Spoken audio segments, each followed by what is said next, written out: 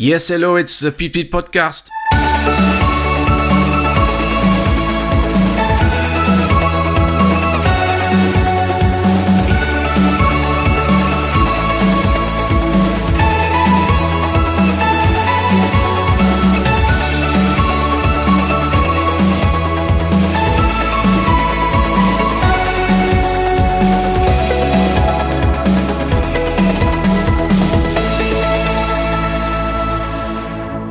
Hey, welcome to another episode of the Pete Podcast. Now, following on from my chat with Paul Scully in episode 9. Have you heard it? If you haven't, you can always go back and check it.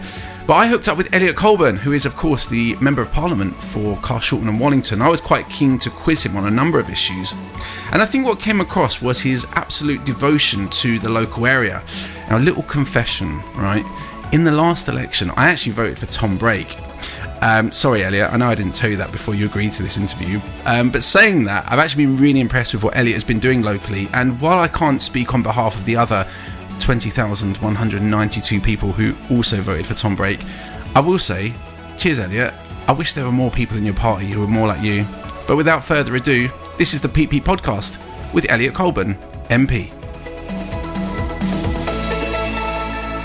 Hey, this is the Pete Podcast, and I'm here with Elliot Colburn on Zoom. How are you doing, Elliot? I'm very good, Pete. Thanks for inviting me on.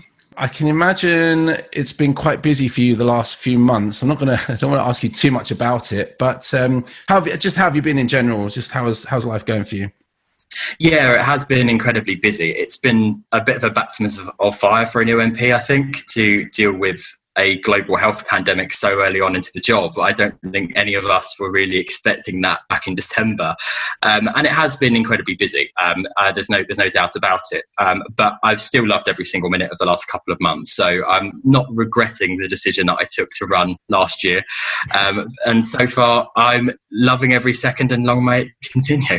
So let me cast your mind back, because I want to hear about a little bit of the experience of what it was like.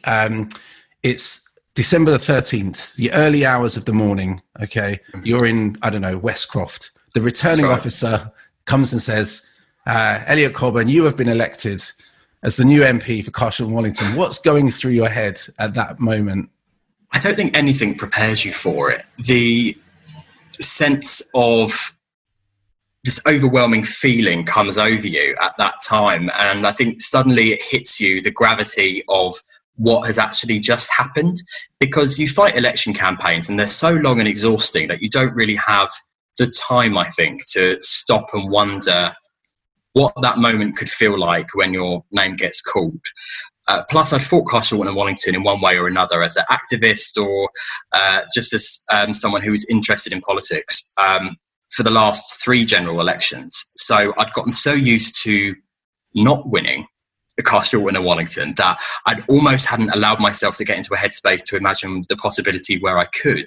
So when my name was called, I think there was a moment where I sort of stood and froze for a good few seconds, and I was pleased that I had a bit of time before I had to actually open my mouth and say anything, because I'm not sure what would have come out if I had immediately been pushed in front of a microphone at that point. Oh, wow. But so you said that you were involved in the previous 3 elections. Was that as a candidate or just as a councillor? How was that? Yeah, just as a party activist, really. So I got involved in politics quite a long time ago. I was only about 13 years old when I first started getting involved, which is fairly young, I think it's fair to say. And I'd fought the 2010 general election. That was the first one. And that was just as someone who was interested in politics and wanted to take part in an election campaign. And then in 2015 and 2017, I fought Carshalton and Wallington as a campaign manager. I ran my predecessors' campaigns there. And then 2019 came along and I was privileged enough to have the opportunity to actually stand rather than run the campaign. And I'm still reeling from that result. So what's the transition then from campaign manager then to becoming an actual candidate? How does that work? So you go through a very long process. I actually decided long before those 2 elections that becoming an MP one day was something that I would really love the opportunity to do. And particularly for Carshalton and Wallington, actually, because it was the area that I was born, it's where I've never left. And the possibility of being able to represent my hometown in Parliament was just too good to miss. My predecessor, who'd fought the seat twice, decided not to do it again. And when the opportunity came up, I put my name forward. The party nationally advertises seats that it's looking for candidates for. And then when Carshalton and Wallington came on the list, I knew that I had to throw my hat in the ring. I can't remember who was the candidate before yourself. It was a guy called Matthew Maxwell Scott. He fought it in 2015 and 17. So you mentioned that you grew up in the area, which is great, and so you feel really connected to your hometown. You went to Carshalton Boys, right? I did, yeah. Not that long ago. I think I've worked out that I left about 10 years ago now, Wow. Which seems further away than it actually is. But yeah, I went to Carshalton Boys all the way through year 7 to year 13 and had some of the absolute best years of my life there. Absolutely. Oh, wow.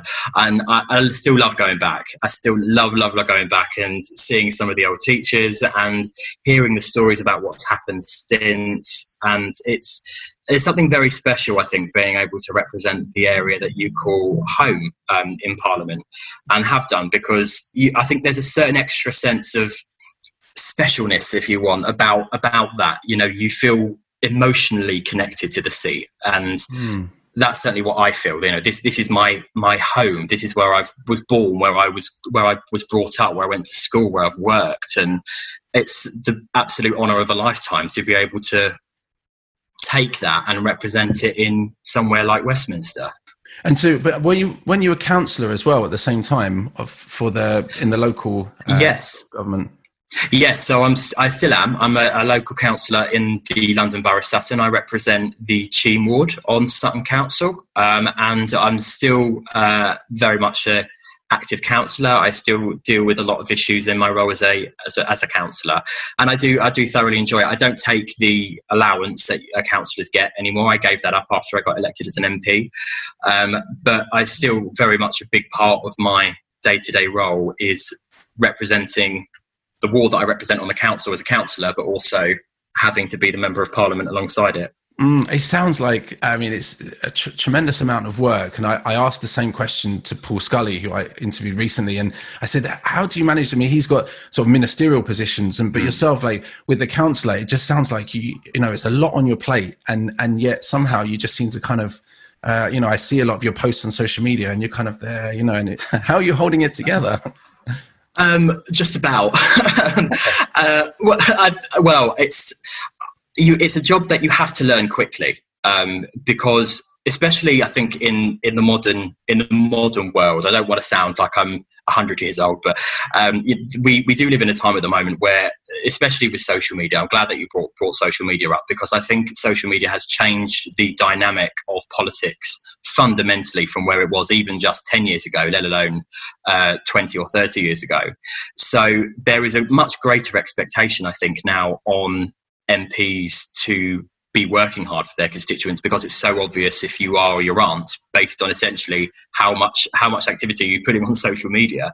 And so therefore I think it really is a kind of fight or flight kind of idea. You have to learn and get to grips with it, otherwise the job will run away from you and you'll never be able to catch up. So it's something that I've had to learn incredibly quickly and manage those time expectations, and see a lot less of my other half of my family than I would potentially like to make up the time. But it is something that I've been fairly successful at doing, and I certainly am learning every single day on this job, and I will continue to learn, I imagine, throughout however long I am the MP. I speak to MPs who've been there since the 70s and 80s, and they're still learning. So there's still a hell of a lot to do in terms of getting myself to a point that I feel like I'm a fully set up and established constituency MP. One of the things I still don't have, for example, is an office, because COVID has got in the way of me actually finishing signing a lease and decorating and moving furniture in and things like that, unfortunately. So I still need to have my constituency office set up. I still don't have a full set of my team yet. So there's still a lot to do, but I'm loving every minute of it so far, so I can't really complain. And so you mentioned that some of the MPs that you know or you've met who have been in office for many years. And so is there anyone that in particular that you look up to, or somebody that inspires you, or perhaps when you first took that step into, you know, taking interest in politics, who was it that, or what was it that inspired you? That's a very good question. So there was a number of people who got me involved in politics in the first place. One of them was Paul Scully, actually, my neighbouring MP in Sutton and Cheam. I knew Paul when he was leader of the Conservative group on Sutton Council a long time ago now. And we met during a time that the council was making changes to the youth service, and that was kind of my first stint into politics because I was involved in the youth parliament, and it was around that time that I was finding out where my political allegiances lied. And so Paul was incredibly helpful as I was growing and maturing and trying to get out of my kind of teenage student politics years and try to become an actual elected politician, whether that be as a councillor or an MP. So Paul, I think, is one of the people who has helped me immensely, both before and since I've been elected, to find my way around the place. But there's loads of people at the house I look up to across all the political parties, really. So I'm incredibly privileged to be sitting alongside these people. And one of the people I actually do admire for many reasons is Theresa May. Whatever you may think of her premiership, one of the things that I admire about Theresa is her unflinching devotion to her constituency. She is such a good constituency MP. She cares deeply about Maidenhead, and she doesn't let anyone forget that Maidenhead has issues. And to, I think, come back from such a difficult time and have all that pressure on her over the last 3 years, and to want to stay in that environment where you have that level of public scrutiny and continue to stand up for your constituents, that I think there's a lot to be commended to for that. So without commenting on what you might think of her premiership, I think just her devotion to her constituents inspires me. That's really cool. And it's interesting you mentioned Theresa May, actually, because I'll tell you a little story. About 8 years ago, I was at I went to a concert in a school somewhere near Maidenhead where she was in attendance. Yeah. And afterwards, my sister was a music teacher there, and she said, "Do you want to meet the head teacher?" I said, "Yeah, sure." And the head teacher in turn said, "Do you want to meet Theresa May?" And I said, "Oh, that would be great." And she was Home Secretary at the time. And so turned around and Theresa May was there, and I shook her hand. I thought, well, that was cool. And then lo and behold, a few years later, she became the Prime Minister. And I thought, I'm not saying that I have the Midas touch, but I'm saying, you know, if you ever had aspirations for wanting to become Prime Minister, we could try it out again. You know, we could meet, I could shake your hand. It's happened before, I'm saying, but... I remember that. I'll keep that as a good luck charm. But what was it like for you then walking into the House of Commons for the first time? I don't know when that would have been, like soon after the election. How did that feel? I think the full weight of what had just happened on the Thursday hit me when I walked through those doors. Because I'd visited Parliament before and I'd been in the chamber as a tourist, but actually being able to walk into the chamber and you suddenly understand why you're there and the reason that you've been put there and what you've got a responsibility to do. And I think I remember sitting in the chamber for the first time. We weren't actually doing anything. I just sat on the bench for the first time, because normally there's little labels on there saying, please do not sit when there's tours going on.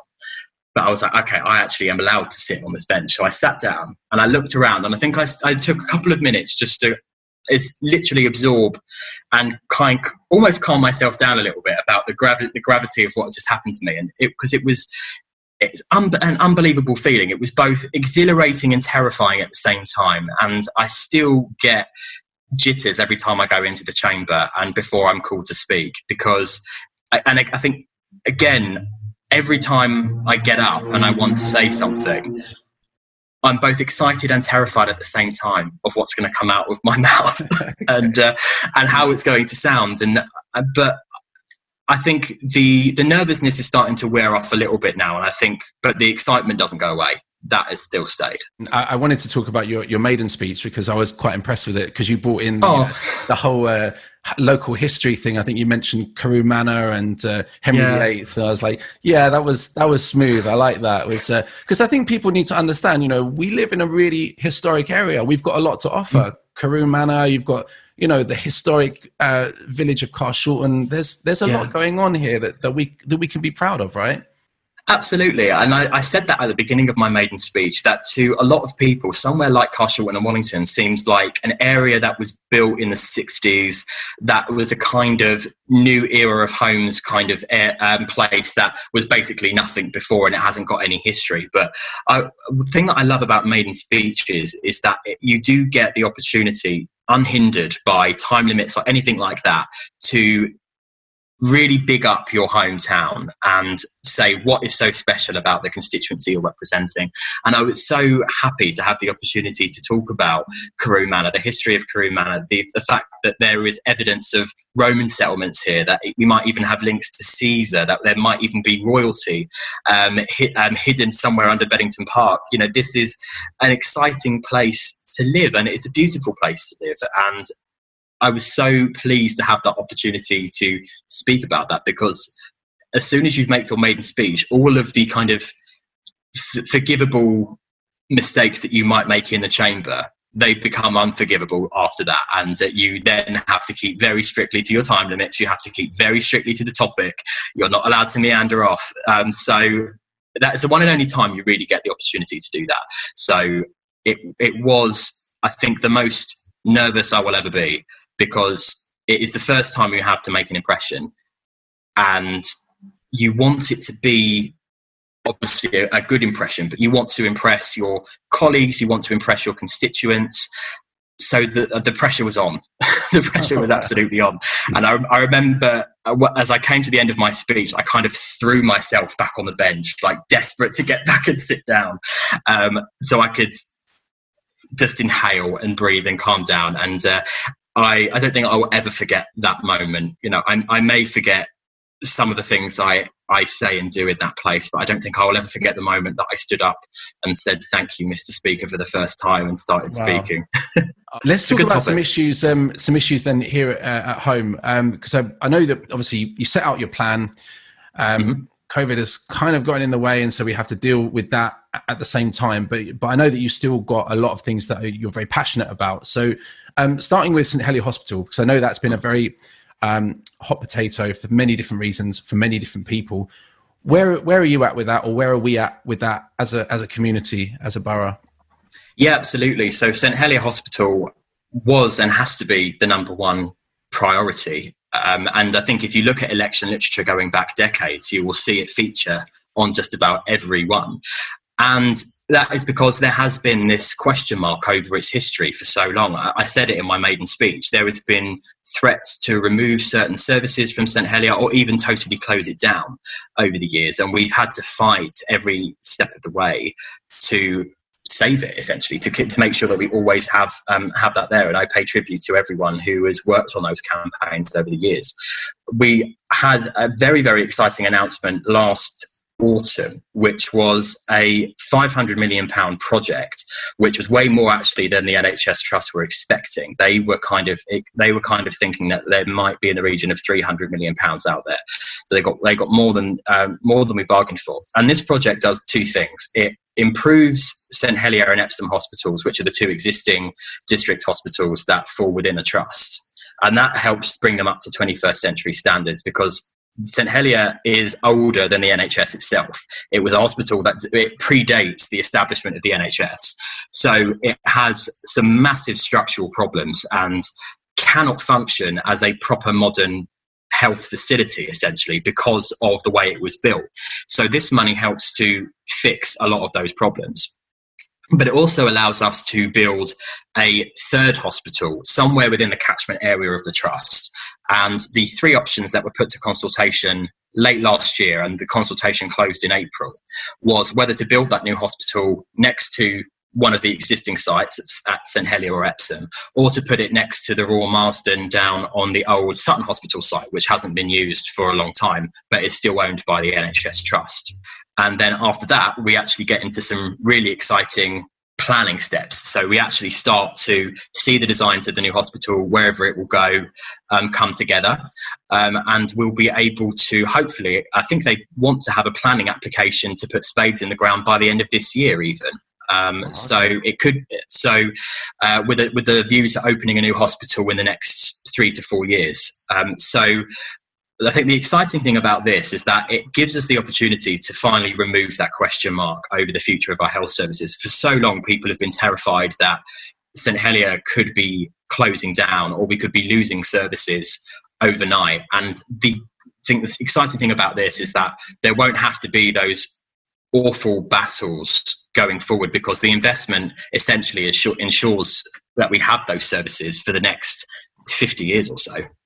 Wow, that's really cool. And I'm sure a lot of people listening to this, will be, really buoyed by that. I would hope, because I know it seems to have dragged out, for a long time, and the uncertainty of it all. Let's talk about transport, because recently there was a decision to axe the Go Sutton bus, which the pilot scheme seemed to have gone quite well. And then suddenly TfL said, not sure. Absolutely. I was gutted when I saw it. The Go Sutton bus was going quite well. There has been criticism of it from some, saying that they've never seen anyone on it, but the passenger numbers that we received from TfL prior to the lockdown were looking very promising, and then month on month it was increasing. And I had a debate in Parliament last week about this. I spoke about transport issues in Carshalton and Wallington. I managed to secure what we call a German debate, which is essentially a half-hour debate where you get to talk about anything that you want, and the relevant minister has to respond. And I chose the topic of transport because out of all the 32 London boroughs, Sutton is one of the worst, if not the worst connected one. And we have very, very limited services here. And the good thing about the Go Sutton bus, in my opinion, was the fact that it managed to connect people up within this borough, and where previously there might not have been an existing transport link, whether that be a bus route or a train line. But it also did a lot for, I think this is something that gets underplayed with public transport, but it does a lot to deal with issues of loneliness as well. So particularly the elderly and the vulnerable, something that is comparatively priced to an actual bus rather than being as expensive as a taxi, that could get people around this borough. Now, TfL's finances were having difficulty even before lockdown, and I won't go into the politics behind the mayor and his handling of TfL's finances. It's not the place to do that. But there is no doubt that TfL was in trouble even before lockdown, and the problem that TfL have had now is their passenger numbers obviously have dropped so drastically that the money just isn't coming in that they normally would. So they've obviously taken the decision to not carry on with the pilot. Now, I think that is a mistake, and I have asked the mayor to look at this again. So I'm waiting to see what his response is, because I think the advantage of a scheme like this is that it could actually bring great benefit to TfL overall. So I think there's an argument for TfL continuing it here. Carshalton and Wallington is still one of the worst connected areas, and this has just knocked it back down a notch. So I would love to see that reinstated, but that is one of only many, many things that I spoke about that I think need to happen and improve here in order to increase connectivity to this area. Can you give me any examples of anything else there? Yes, I'll give you a few. One of the most important things that is happening at the moment that I hope people will take part in is a Network Rail consultation on what they call the Croydon Bottleneck Project. Now, the reason why that has an impact here is because more or less every train service that comes from Carshalton and Wallington goes through Selhurst Junction. And Selhurst Junction is the main junction for the Brighton Main Line from Victoria. And at the moment, it's so congested and so popular as a route that they physically can't put on any more trains. So when people ask, why can't we have more peak services to central London? The reason we can't is because that junction physically can't cope with any more. Now, what Network Rail are hoping to achieve with this project is to expand East Croydon Station, expand the bridge, later up down the line, but critically add extra capacity and passing places on at Selhurst Junction. And if this is delivered, we genuinely do have the opportunity to have more trains running through all 4 of our local stations. Because whilst it might not look very relevant, the side effect of this project is the ability to give us more train services. But I think the one other example I can give you is something that has been spoken about now for about 20 years, which is the Sutton extension of the Croydon tram link. So the Croydon Tramlink opened in 2000, and just 2 years later, they started looking at a potential Sutton extension.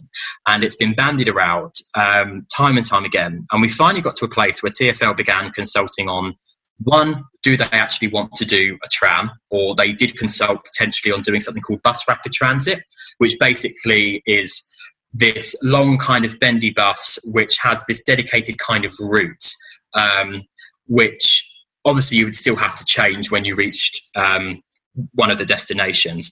That didn't go down particularly well. So the consultation concluded that it did need to be a tram physically on tracks. The problem is that since we've been talking about the tram for so long, the cost of it has gone up astronomically. The estimated cost is around £450 million, and between TfL and Merton and Sutton councils, there is only a quarter of that set aside. So there needs to be another £300 odd million found from somewhere to deliver this. And my fear is that because of coronavirus, the project might essentially get shelved, which is a shame, because I think it will do wonders for the local economy and it will connect us up to so many new destinations. So I sincerely hope there is a way forward found, and I spoke about that in the debate, and I will be continuing to press both local, regional and national government to try and finally deliver something that has been spoken about, I think, just about as long as St Helier. Oh, fantastic. Construction aside, we do live in a very green borough, and I know that you're quite interested and you're quite passionate about the parks and environmental issues and the challenges that we face collectively as a community. What kind of challenges do we face then that have been high on your agenda? Yeah, it might have something to do with my age. I don't know, but I do think that climate change is an important issue that this generation of politicians is going to have to talk about. And I think there are answers to it that don't harm the economy, because I think often there is a discussion around climate change which calls for measures which you almost have to choose between economic growth and helping the environment. And I think there's capacity there for clean, green growth of the economy. And we've seen that in recent years.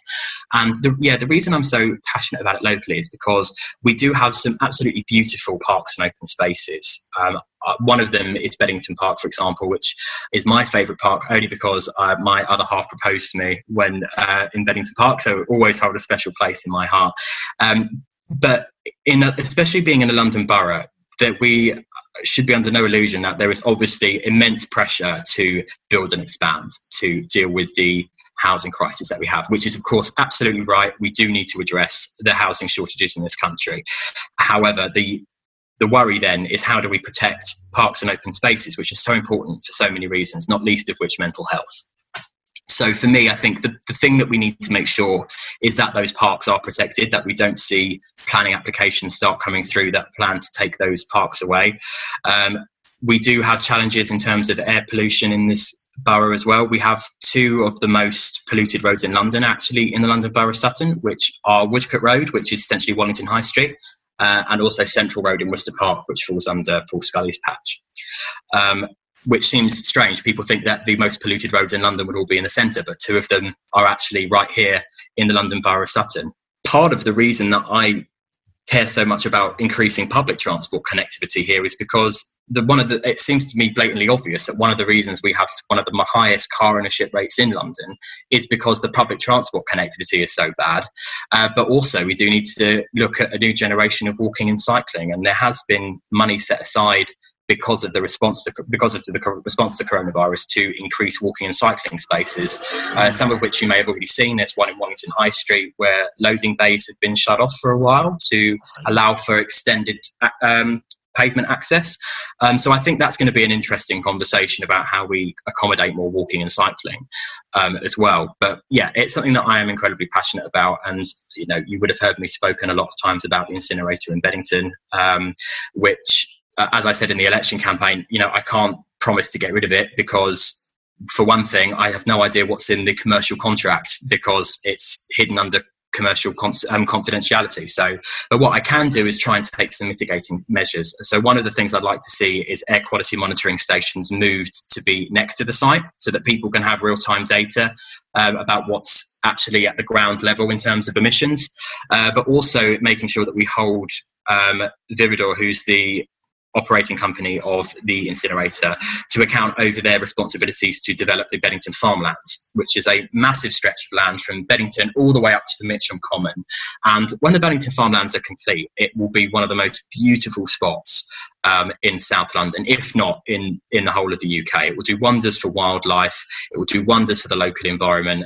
And I think it will be so special to have something like that on our doorsteps. So I think the sooner that we can see that delivered, the better. So that's part of my agenda over the next 5 years. I just wanted to ask you again, finally, Elliot, some of the challenges that you face, because one of the questions that I sort of had burning in my mind was, we have two Conservative MPs, but we have a Lib Dem council. Yeah. How do you kind of reconcile? How do you guys kind of network and find common ground with that? Is that a loaded question? No, not at all.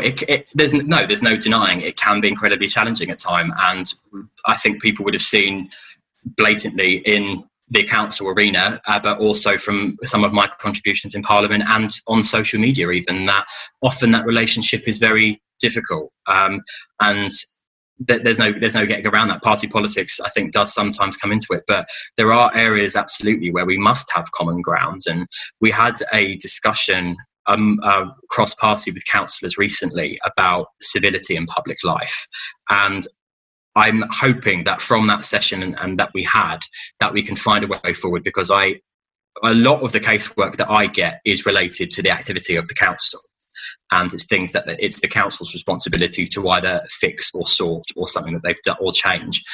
So I would love to have a better working relationship with this council, and I sincerely hope that we can find a more constructive way to have those conversations in the future, because it doesn't do any good for this borough to have that loggerheads. Of course, we will disagree on many, many things, as is just natural when you belong to different political parties.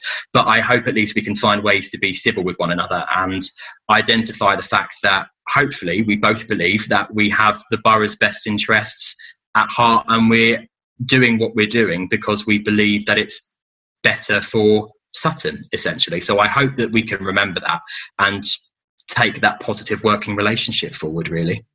Well, Elliot, you're doing an absolutely splendid job. A huge amount. Thank you. But I just want to say thank you so much for taking the time out to join me. This has been really cool just to kind of hear from you all of this stuff, and wish you all the best for the months and years ahead. Thank you. I really appreciate it, and thank you for having me on.